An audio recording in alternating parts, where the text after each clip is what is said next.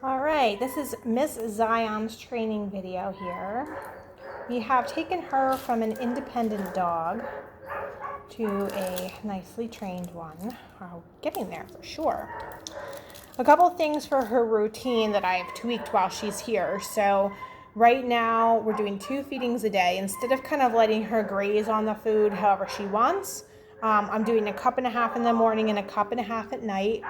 I have taught her that there are limits to that. So if she doesn't eat within 20 minutes, the bowl gets picked up, and then she gets a cup and a half at dinner time. That's going to kind of help with your training a little bit because she's going to be hungry between meals. She was very much a dog that's into self-satisfying.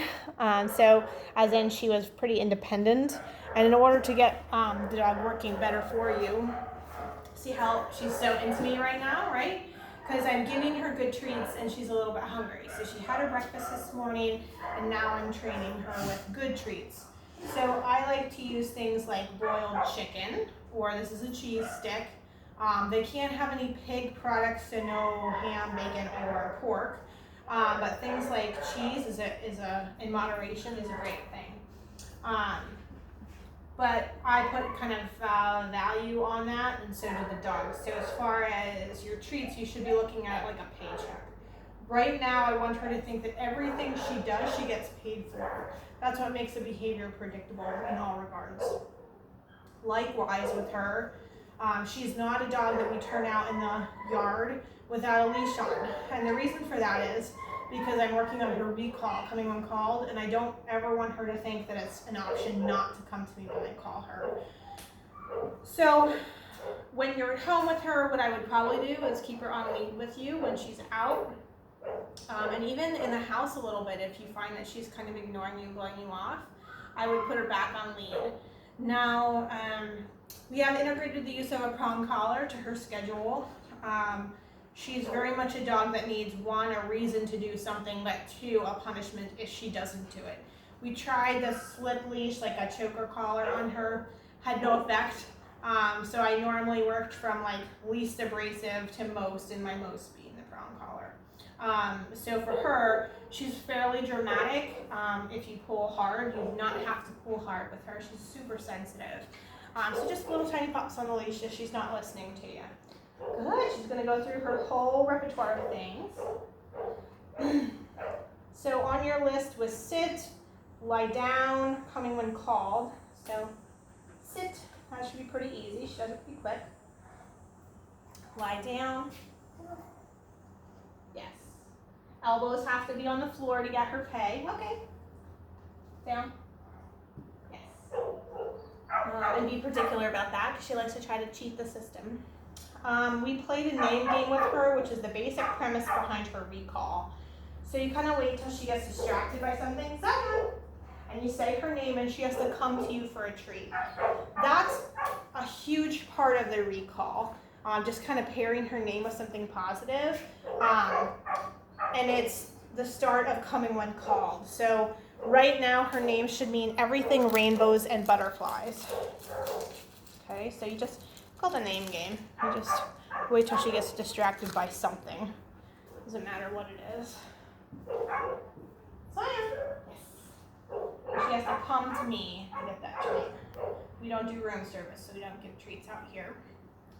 Okay, I taught her leave it, although that wasn't on your list. I think that's an important one with kids. So I put my fingers around this, leave it. When she backs away, I turn my hand over and tell her to take it. So with her, take it means put something in your mouth. Leave it means you're going for it, let it alone. So again, my fingers are around this one to practice, around the treat. You let her chew, leave it. When she backs away, take it. You open your hand and tell her take it.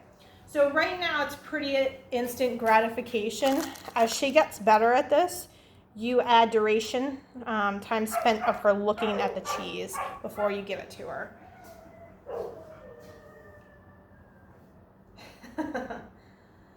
Leave it. Good, take it. Nice job. Okay, so that's leave it and take it. We started with off. I believe that was on your list as well. So off is your feet need to be on the floor if they are not. And one thing that we do teach them is that these things mean sit or lie down. people, when they greet dogs, generally pat their chest or their leg and say, oh my gosh, you're so cute. So we counter condition those to mean sit, good girl. Okay, so when people come in your house, they'll, oh my gosh, she's so cute. And then she will sit. Good. Good job. If she does not sit, the correction is just you lifting your knee. You're not sending her into next week with that knee, okay? You are just lifting it. So, good girl. She kind of pitter-patters her front feet a bit because she's still a little insecure that she's doing something right. Yes, good girl. Okay, so that's that. The command is off once again. And I think that brings us to the last thing, which is our loose leash walking.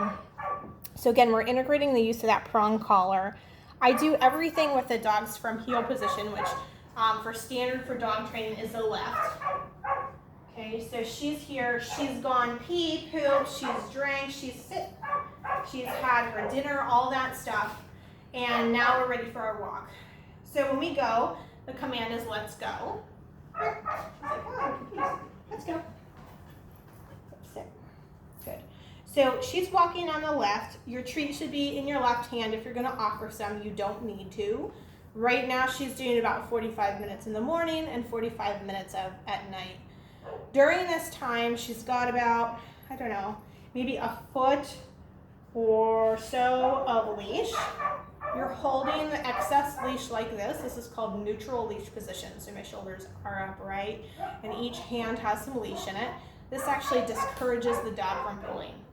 Do not let her pull the leash out of your hand. So the amount that she gets, this 12 inches or whatever, is all she gets. That's standard for her.